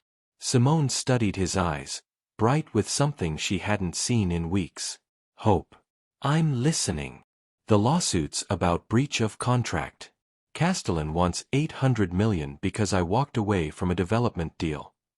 Elliott's hands moved to her waist, thumbs tracing absent circles. But what if I gave him something better? What if instead of partnering on his development, I built something that makes his project obsolete? Elliott, you don't have $800 million. No. But I have assets. The innovation campus we were building. It's mine. Fully funded, halfway through Phase 1 construction. His smile turned sharp. What if I repurpose it? Understanding dawned slowly. The clinic. Not just the clinic. Elliott's words came faster now, tumbling over each other with excitement. A full medical complex. State-of-the-art facility with the clinic as the anchor tenant. Free lease, perpetuity. But also research labs, medical offices, a teaching hospital partnership with University of Chicago. Everything the South Side needs and deserves. Simone's breath caught. That would cost everything I have. I know. He cupped her face. I'd have to sell my penthouse, liquidate investments, restructure the company. Hayes Industries would survive, but smaller, leaner. I'd go from billionaire to comfortable. Maybe upper middle class comfortable on a good quarter. Elliott. And I don't care. His voice was fierce. I don't care about the money or the status or any of it. You know what I realized at 4 a.m.? The happiest I've been in a decade was waiting in your clinic's uncomfortable chairs. Eating soul food at Pearl's. Holding your hand on the Riverwalk. Not closing deals or accumulating wealth. Just being with you. Being real. Tears pricked Simone's eyes. You can't give up your entire empire for you. Watch me. Elliott kissed her forehead, soft and reverent. But it's not just for you. It's for Mrs. Chen and Mr. Fletcher and Destiny Washington and every person who deserves healthcare that doesn't depend on a corporation's profit margins. It's for the community my company was supposed to serve, not exploit. What about the lawsuit? Let Castellan sue. Let him try to extract money I've already spent on something worthwhile. Elliott's grin turned wolfish. My lawyers say if I liquidate assets before the judgment, there's nothing to seize. And if I gift the medical complex to a non-profit foundation, which I'm doing, with you and Mrs. Lopez and community leaders on the board, it's protected. Simone couldn't speak. Couldn't process the enormity of what he was offering. I had James pull the car around, Elliott continued. There's something I want to show you. Will you come? The Innovation Campus construction site was quiet on Sunday morning. Skeletal steel frameworks reaching toward the sky, cranes sleeping like prehistoric creatures. Elliott led Simone through the security fence, hard hats on, his hand steady in hers. Here. He stopped in the center of the main structure. This was going to be the central atrium. Corporate lobby, executive offices above. He turned slowly, gesturing. But look at the bones of it. 20,000 square feet, natural light from those skylights, loading dock access for medical supplies. It's perfect. Simone looked up, trying to see his vision. Elliott, I don't. He pulled something from his pocket. Not a ring box, she registered that with both relief and strange disappointment. Instead, a flat silver case, slightly larger than her palm. Open it, he said softly. Inside, nestled in velvet, was a custom-engraved artist's palette, sterling silver, exquisite. But it wasn't empty. Each paint well held something, a tiny rolled blueprint, a miniature stethoscope charm, a small key. The blueprints for your clinic space, Elliott explained, voice rough with emotion. 10,000 square feet, designed to your specifications. The stethoscope represents the broader medical complex. I want you on the foundation board, helping decide what services we offer. And the key. He took it out, held it up. Morning light caught the metal. The key is to my heart, which you've had since the moment you pretended to be my mother to save a stranger. His eyes were impossibly tender. Simone Clark, I'm not asking you to marry me. Not yet, we're too new, too complicated, and you deserve a proposal that isn't tangled up in corporate restructuring. She laughed through tears. But I'm asking you to build something with me. Not a company or a building, though those too. I'm asking you to build a life. A partnership. A future where we don't have to choose between love and principles because we're fighting for both, together. He pressed the palette into her hands. Say yes. Please say yes. Simone looked at the silver palette, heavy with possibility, bright with promise. Looked at the construction site that would become healing instead of profit. Looked at Elliott, This impossible man who'd learned to see people instead of assets, community instead of markets. "You're giving up everything," she whispered. "No." Elliott stepped closer, until she could feel his heartbeat. "I'm giving up things that don't matter for the one thing that does. You. Us. A chance to build something that actually heals instead of just accumulates. Your company will survive. Smaller, better, focused on innovation that serves people. I've already talked to my board. Some will leave. That's fine. The ones who stay are the ones who remember why we started this, to make technology accessible, not to get rich." He brushed a tear from her cheek. "I'm not losing anything that matters. I'm gaining everything that does." Simone set the pallet down carefully on a stack of lumber. Then she grabbed Elliott's face and kissed him with everything she had, gratitude and love and fear and hope all tangled together. He kissed her back like she was oxygen, like she was home, like she was every answer he'd been searching for. When they finally broke apart, both breathless, Simone pressed her forehead to his. "Yes," she said. "Yes to the clinic. Yes to the foundation.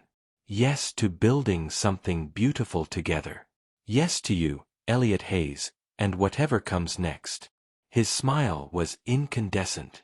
"Whatever comes next," he echoed. He pulled her close and they stood in the skeletal building that would become their legacy, not of wealth or power, but of healing and community and love that chose people over profit. Above them, through the unfinished roof, Chicago's sky stretched infinite and blue. And for the first time in months, the future felt less like a battle to survive and more like a promise waiting to unfold. What would you do if your dream was handed to you on a silver platter, built by someone who loved you enough to sacrifice their empire? Have you ever watched someone choose you over everything else they valued? Share your most romantic grand gesture story in the comments. Because Simone and Elliott just chose their future. Now they just have to fight for it. The Community Wellness Center's grand opening was scheduled for a Saturday in early December. Simone stood in the center of the soaring atrium, glass and steel transformed into something warm and welcoming.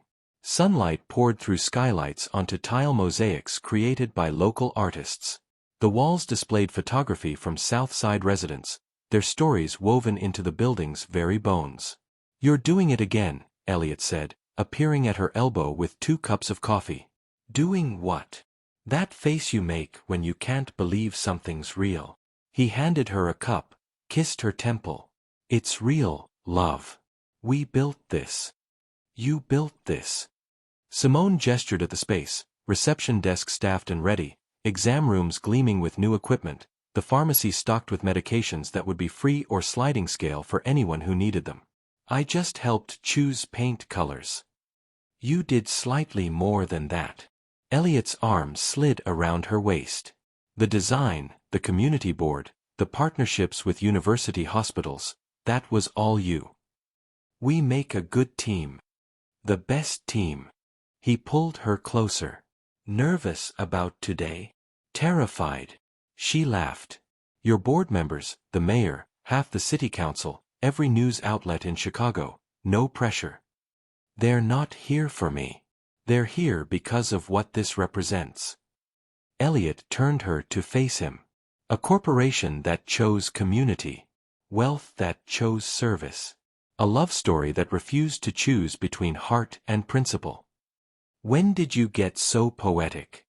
"When I fell in love with a woman who sees beauty in broken things and possibility in impossible odds." He kissed her softly. "Speaking of which, your family's here." Simone's heart jumped. "Ma's here? Already?" "In the community garden courtyard. She wanted to see the herb beds before the crowds arrived."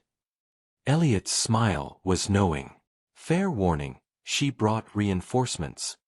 The courtyard was a small miracle, raised beds filled with medicinal herbs, benches donated by local craftspeople, a fountain that caught light and threw it in dancing patterns. Ma stood beside the rosemary, running her fingers through the fragrant leaves. She wore her Sunday best, deep purple dress, silver jewelry that had been Grandma's, head wrap that made her look regal. Beside her stood Tasha, Aunt Renee, and at least a dozen other relatives Simone hadn't expected. "Baby girl." Ma opened her arms. Simone went to her, let herself be enveloped in the familiar scent of cocoa butter and the lavender oil Ma wore on special occasions. "You came early. Wanted to see what my daughter built before the politicians started taking credit." Ma pulled back, studied Simone's face with those all-seeing eyes. "You look happy. Tired, but happy." "I am. And him." Ma's gaze shifted to Elliott, who stood at a respectful distance, clearly nervous. "He treating you right?" "Better than right, Ma." Simone beckoned Elliott closer. "He built you an herb garden. Consulted with 3 herbalists to make sure we got the growing conditions perfect." Elliott extended his hand. "Mrs. Clark. It's an honor to finally meet you properly." Ma ignored the hand and pulled him into a hug that made him go rigid with surprise before melting into it. "Thank you," Ma said quietly, her voice for Elliott alone, but Simone heard anyway. "For seeing my daughter. Really seeing her. And for building something that matters." When Ma released him, Elliott's eyes were suspiciously bright. "She makes it easy. The seeing part and the building part." Hum. Ma's expression turned appraising. "You love her, Ma." Simone protested. "Hush, child. I'm talking to your man." Ma kept her eyes on Elliott. "Well, more than I knew I could love anyone," Elliott said without hesitation. "She challenges me, grounds me, makes me want to be worthy of her. Which is impossible, but I'm trying anyway." Ma smiled, the real one, not the polite version she gave strangers. "Good answer." She patted his cheek. "You can keep him, Simone." Tasha laughed. "Ma, I don't think it works like that." "Doesn't it?"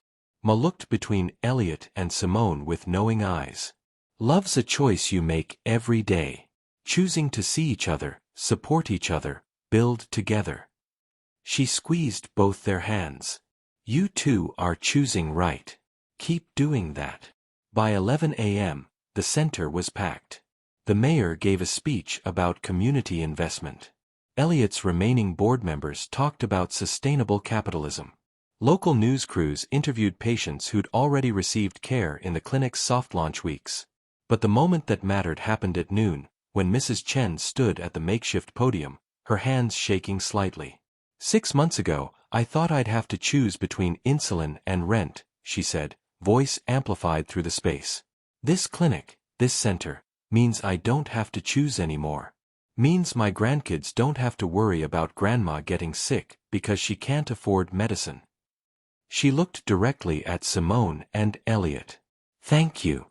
For fighting when it would have been easier to walk away. For building something beautiful where someone wanted to build a parking lot." The applause was thunderous. Simone felt Elliott's hand find hers, their fingers intertwining automatically now.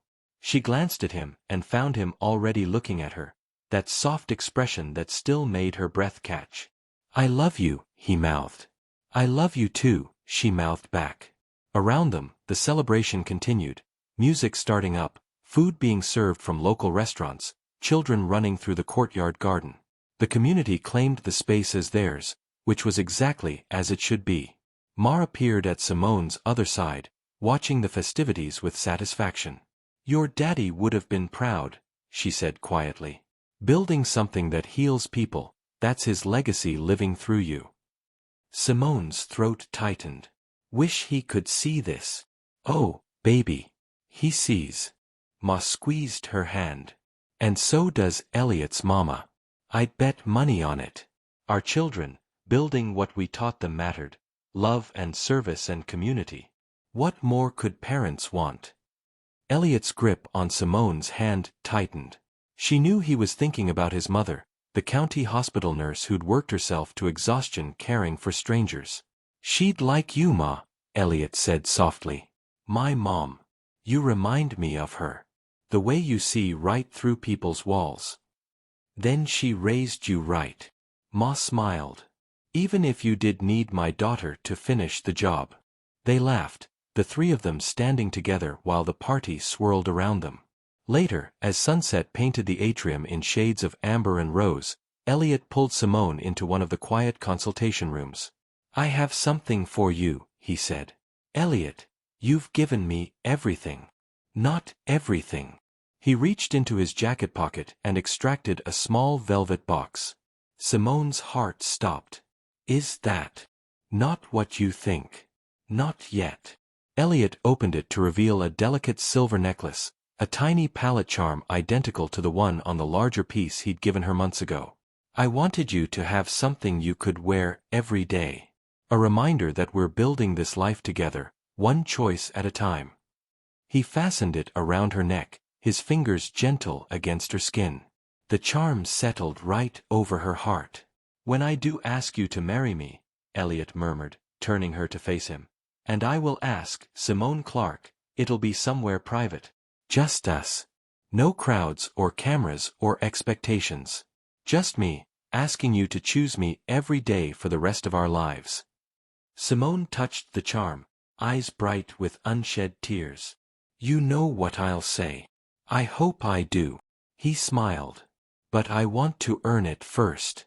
Want to prove I'm the man you deserve, not just the man who got lucky enough to have you lie for him in a hospital corridor."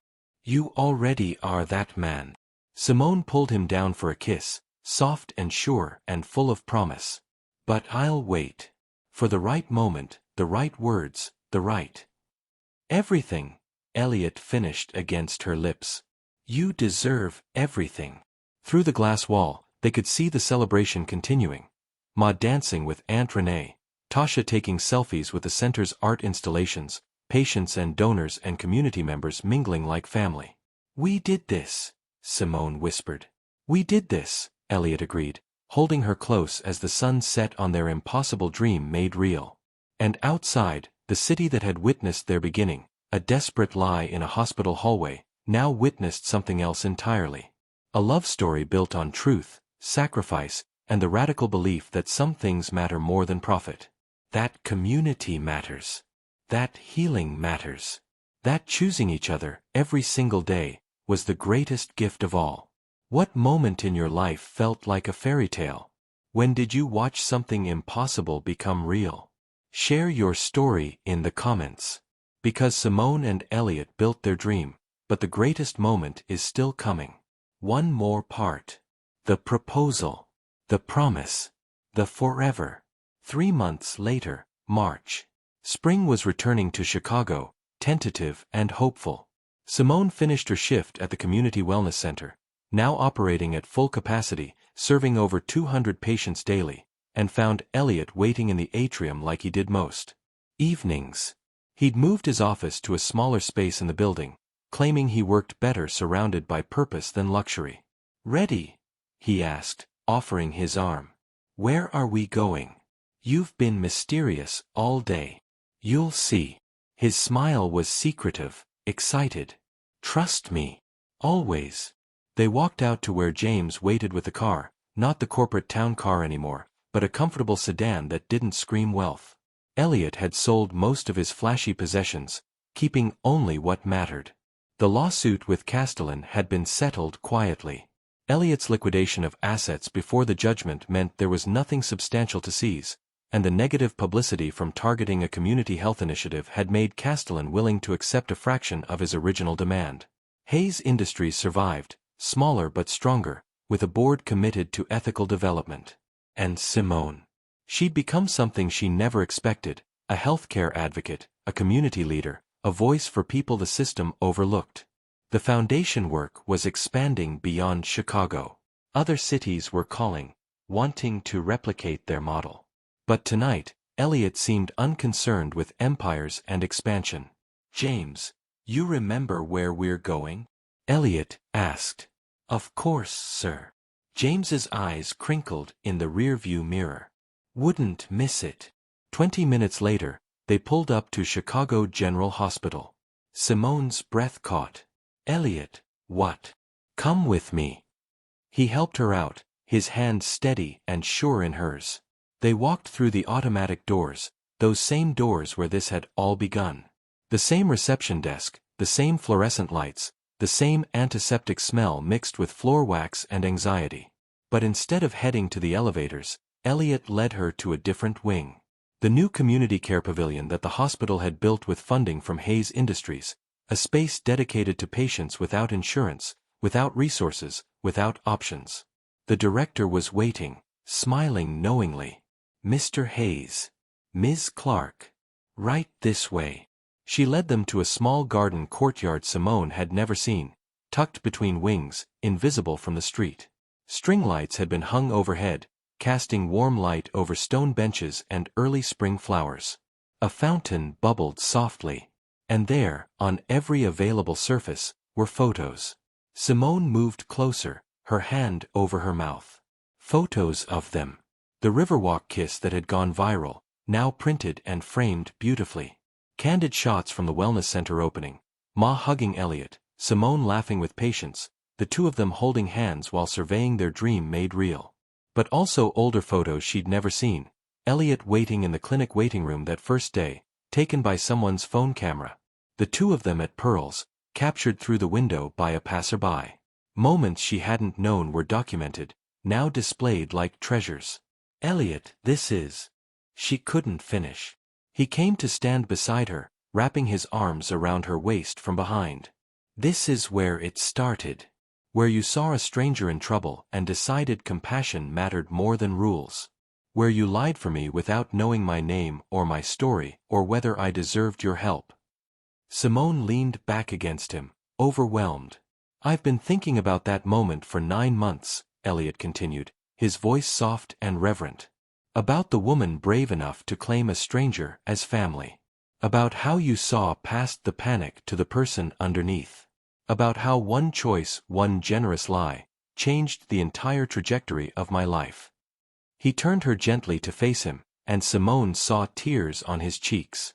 "You made me want to be better, Simone. Not rich or successful or powerful. Just better. More human. More present. More worthy of the grace you showed me in this building." He brushed her tears away with his thumbs. "And I've spent every day since trying to earn what you gave me freely. Elliott. I know I said I'd wait for the perfect moment. For something private and intimate." He smiled through tears. "But then I realized, this is perfect. This place where we began. Where you chose kindness. Where everything impossible started becoming possible." He dropped to one knee. Simone's hands flew to her mouth as Elliott pulled out a small velvet box. Inside was a ring, simple, elegant, with a stone that caught the string lights and threw tiny rainbows. "Simone Clark, you are the most extraordinary person I've ever met. You challenge me, ground me, inspire me to see the world not as it is but as it could be. You taught me that love isn't about grand gestures, though I do enjoy those, it's about showing up. Being present. Choosing each other when it's hard and when it's easy and every moment in between." His voice shook with emotion. "I don't have billions anymore. I don't have a penthouse or a private jet or any of the things I thought defined me. But I have something better. I have you, if you'll have me. And I have a life built on purpose instead of profit. On healing instead of accumulating.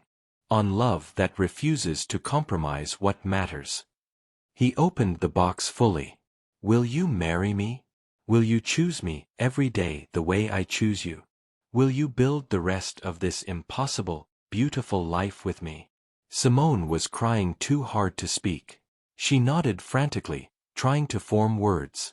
"Is that a yes?" Elliott's smile was tremulous, hopeful. "Yes." The word burst out. "Yes, yes, 1,000 times yes." He stood, slipping the ring onto her finger with shaking hands, and then they were kissing, deep and sweet and desperate.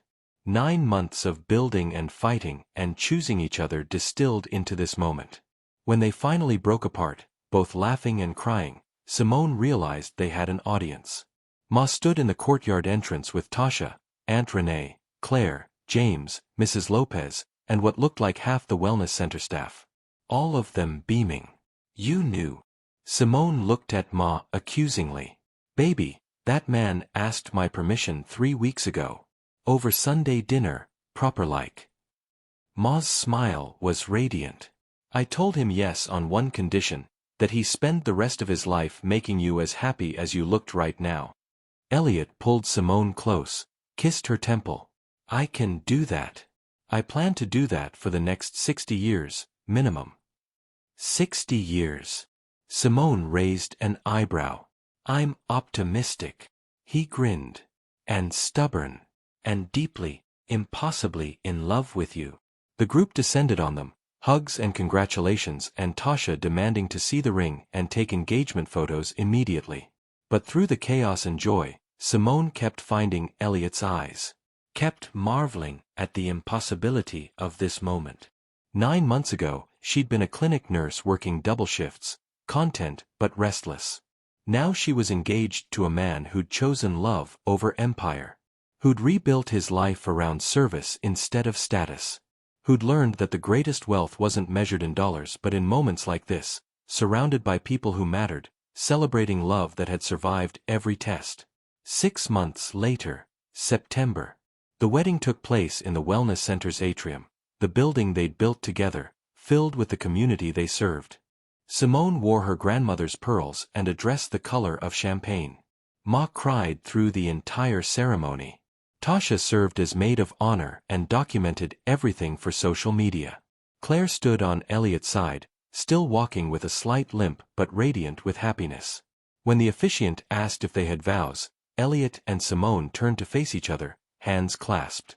I promise to see you, Elliott said, voice steady despite the emotion in his eyes.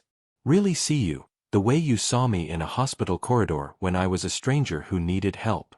I promise to choose community over profit, healing over accumulating, us over anything that threatens what we've built. Simone squeezed his hands. I promise to trust you, to fight with you instead of against you, to build impossible dreams and believe they can come real. I promise to love you not for what you can give me, but for who you are. The man brave enough to rebuild his entire world because the old one didn't fit his heart anymore. I promise, Elliott continued, to make you laugh when you're stressed, to bring you coffee after double shifts, to wait as long as it takes in uncomfortable chairs if it means I get to be near you. I promise, Simone said through tears, to challenge you, to keep you grounded, to remind you that the best investments aren't measured in returns. They're measured in lives changed and communities healed and love that refuses to quit. I promise, they said together, to choose each other, every day, in every way, for as long as we both shall live. The kiss was witnessed by 200 people, patients and donors, family and friends, the mayor and former board members and Mrs. Chen with her grandchildren. But in that moment, there was only this. 2 people who'd started with a lie and built a truth. Who'd chosen love over logic, community over corporation, each other over everything else. Epilogue. The photo hangs in the wellness center's main corridor, Simone and Elliott on their wedding day, kissing in front of the floor-to-ceiling windows while their community celebrates around them. Beneath it, a plaque reads, in memory of the day, a lie became the truth. When a nurse saw a stranger who needed help and chose compassion over convenience. When a CEO learned that the greatest wealth is measured in lives touched, not dollars accumulated. May this space always remember, healing begins when we choose to see each other. Really see each other. And love brave enough to sacrifice everything is love worth building a lifetime on. Every day, hundreds of people pass that photo. Patients seeking care, families seeking hope, donors seeking purpose. And every day, somewhere in that building, Simone and Elliott are working, side by side, choosing each other, choosing community, choosing love that refuses to compromise what matters. It started with a desperate lie in a hospital corridor. It became a love story that changed a city. And it continues, every single day, in the lives they touch and the legacy they're building together. One choice at a time. One moment of compassion at a time. One great love, impossible and real, forever. If you loved this love story, drop a comment about your own rainy day encounter. That moment when a stranger became something more, when a choice changed everything, when love found you in the most unexpected way. And tell us, what would you create for your forever? What impossible dream would you build with the person who sees you, really sees you, and chooses you anyway? Thank you for staying with Simone and Elliott through every twist, every heartbreak, every moment of hope. May you find, or have found, a love brave enough to rebuild the world just to make room for your dreams. The end. Thank you so much for watching till the end. It truly means a lot to me. If this video touched your heart or resonated with you in any way, please show your support by hitting that like button and subscribing to Emotional Voyage. Your support helps us reach more souls on this journey. Until next time, take care of your heart.